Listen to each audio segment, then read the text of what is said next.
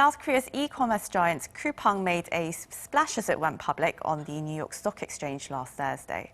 The online retail firm issued 130 million shares priced at $35 apiece, an equivalent of around 4.6 billion US dollars. And that's before share prices rocketed as much as 84% on the day of its debut. With its blockbuster IPO, Coupang is one of the world's most valuable startups and one of the biggest listings since Uber raised 8.1 billion US dollars in 2019. Are we really seeing South Korea's own Amazon in the making? We look at what's ahead for Coupang, and for this, I'm joined by Jay Ritter, a Cordell Eminent Scholar and Professor of Finance at the University of Florida's Warrington College of Business. We're also joined by journalist Stephen Borowiec, contributing writer for Nikkei Asia, based here in Seoul. Very warm welcome to you both. It's lovely to see you again, Stephen, and hello, Dr. Ritter. Well, okay, now first, Jay, let's start with this massive reaction that we've seen in Wall Street. Coupang shares, they were issued above the expected price, and they actually soared 40% on their debut. Now, the US IPO market is said to be at its strongest in more than 2 decades, with investors having a huge appetite for tech stocks. But even so, why has Coupang seen such a massive reaction? Investors are looking for companies with big growth and big potential. The fact that the company is already pretty substantial in size and last year was able to grow sales by almost 100% is the kind of company that a lot of investors are looking for. I see. And Stephen, while here in Korea, how did Coupang expand so quickly and streak ahead of much more established online retailers like Ritter and Kakao, SSG? And also, what really are the benefits of being listed on an American stock exchange rather than going public in Korea? Well, I think that Coupang has managed to develop such a big customer base in Korea just because of the speed and precision of their services. I mean, specifically, they've got a service that they call, if I'm not mistaken, it's called Rocket Wow, where like if you order something, I might get the specific details imprecisely, but if you order something in the evening, it's guaranteed to arrive at your door by something like 7 a.m. And Coupang offers a really wide range of goods. So they provided a really effective consumer service. And I think that's why so many South Koreans, Coupang has become to be something like Amazon, where it's such a big part of the way people shop and the way that people live their daily lives here. Well, and the logistics system, it's very well connected across the country, isn't it? Like, just how expansive is this network? Well, I mean, I think I can't cite the exact statistics, but when I spoke to Coupang, they told me that they had a quite ambitious goal of the portion of the South Korean population that they wanted to live within a 10-minute drive of a Coupang fulfillment center. In terms of logistics, South Korea kind of has the advantage in that it's a very densely populated country. It's a country with a very reliable system of roads, and so that is to Coupang's benefit. And also there's this culture of just getting things quickly here. I think, it's a very wired country. Everyone has a smartphone. And with the coronavirus pandemic, people have been coming to rely more and more on e-commerce services. So Coupang has definitely taken advantage of the zeitgeist, I think. Yeah, definitely so. I mean, the dawn delivery service and the next day service, very popular here and very handy for a small country that's so densely populated.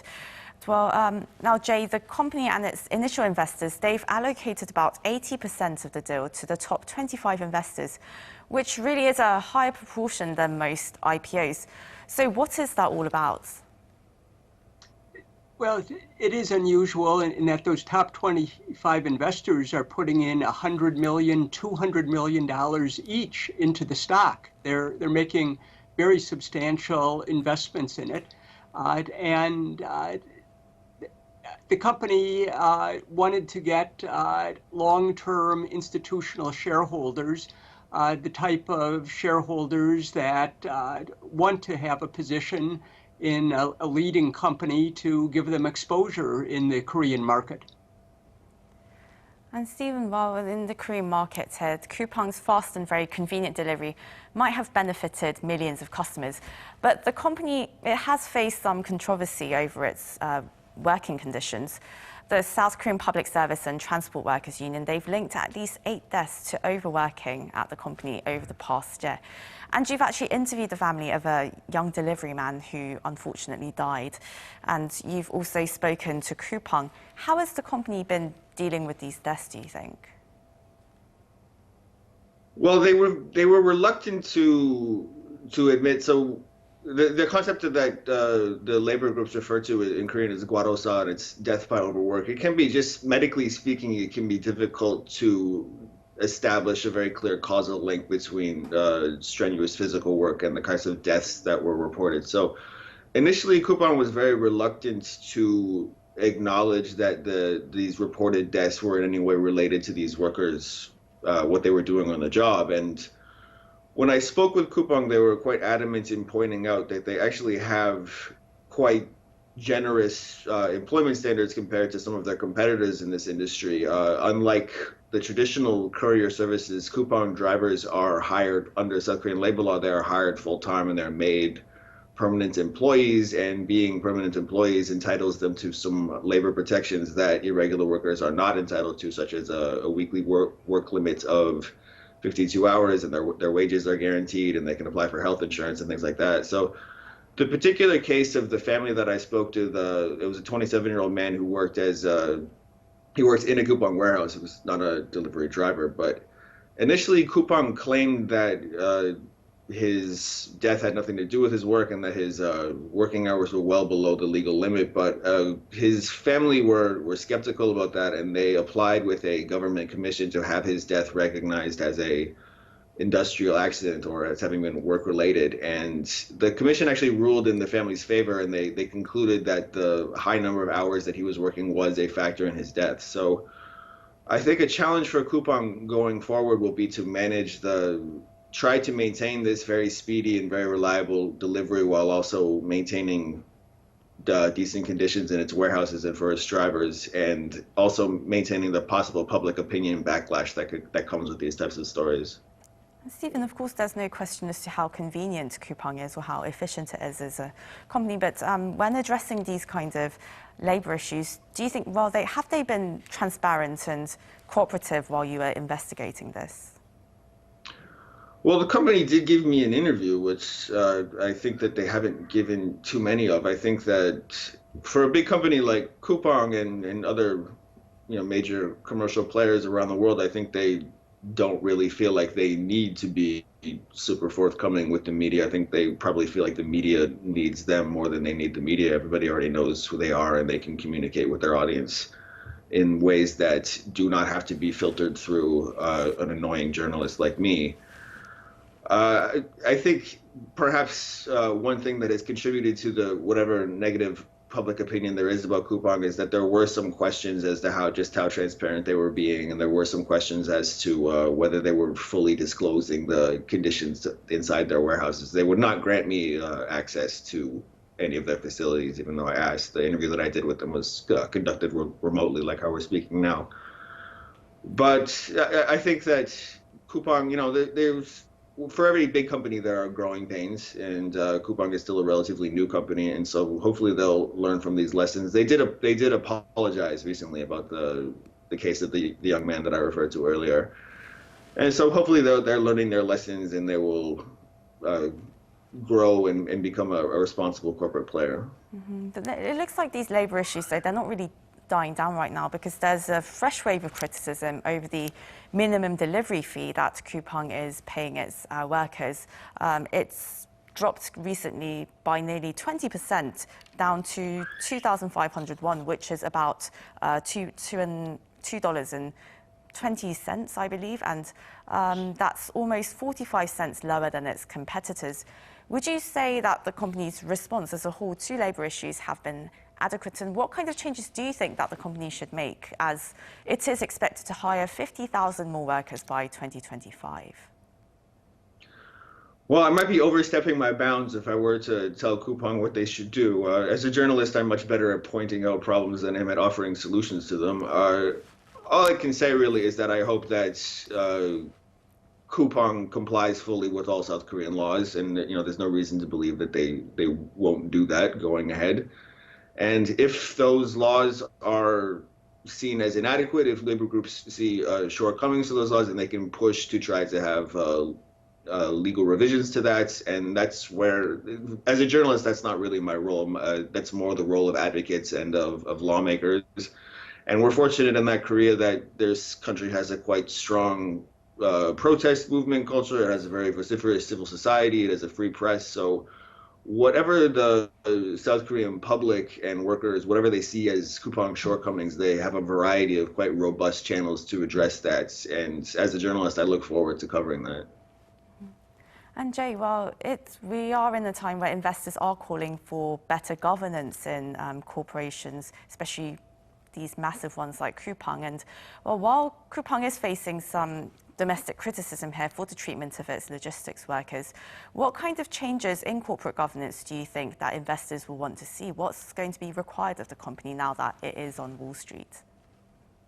I don't think there's going to be a lot of pressure from U.S. investors. The company has dual-class stock, something that many investors don't like. But on the other hand, there have been a lot of very successful dual-class companies in the U.S., like Facebook. In terms of labor issues, U.S. investors haven't been very concerned about Alibaba with its 996 culture of asking employees to work from 9 to 9, 6 days a week. I think U.S. investors are more concerned about labor conditions in poorer countries. As was just pointed out, South Korea's got a free press. It's got democratic conditions. The average worker in Korea is in much better position than in many poorer countries.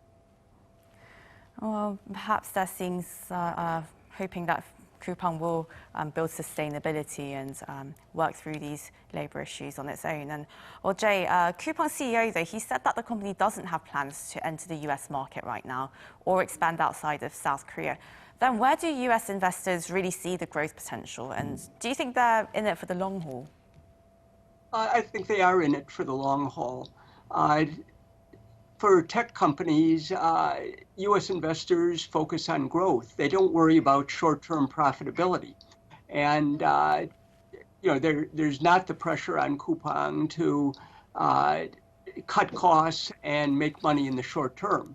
Now, obviously, investors want at some point the company to be very profitable. And having a dominant position, just like Amazon has, potentially allows for large future profits. And that's what investors are concerned about, the ability to gain a dominant market share, lower average costs, and consequently have lower costs than the competition and dominate the market and make large profits in the future. And Stephen, although Coupang, it does now have a massive financial backing from Wall Street, it only takes up about 15% of the local e-commerce market. There's a variety of other platforms out there that we use. And well, do you see stronger competition coming from other tech giants like Naver, Kakao, or SSG, which might have more sustainable and affordable business models than Coupang's very expensive logistics network? Yeah, it's definitely a very competitive marketplace over here, and it's quite an innovative marketplace. It's been interesting to watch all these companies kind of jostle for space and compete to come up with more attractive and more efficient ways of doing business. I guess as a reporter, what I'm most interested in covering is how this impacts people sort of on the ground and less from the large commercial angle. I'm more interested in how does this affect the way people shop? How does this affect the way that people consume content? A lot of these Korean tech companies are veering into the streaming and even the content creation side of things, and also the labor side of things. And we hear a lot about the great advances made by tech companies and the great amounts of money that they can generate from investors. But there's a real Coupang is a special case, as you alluded to, in that they have a lot of physical labor, but also the people who work for South Korean tech companies on the more white-collar side, there's some very strict, or perhaps strict is not the right word, but some very demanding labor that goes into it. And that's the side of it that I'll be interested to see going forward as this competition increases. I see. And well, before we go, Jay, do you think Coupang's IPO, it will lead to greater interest in South Korean tech companies and startups? Well, there's already interest, but U.S. investors are, as I mentioned before, focused on growth and the ability of a tech company to make large profits without competition eroding those profits. In that regard, the tech industry is in general different than, say, the restaurant industry, where no restaurant is able to make huge profits without competition eroding them. Tech is different, and that's why many companies from around the world do go public in the U.S., where U.S. tech investors are focused on that long-term potential and are willing to pay top dollar now, even if a company isn't making money in the short term. I see. Well, thank you very much for your insights. This is where we're going to have to end the interview today. That was Jay Ritter, Cordell Eminent Scholar and Professor of Finance at the University of Florida's Warrington College of Business, and Stephen Borowiec, contributing writer for Nikkei Asia. Thank you both so much for your time. Thank you. Thank you. And to our viewers, as always, thank you very much for watching.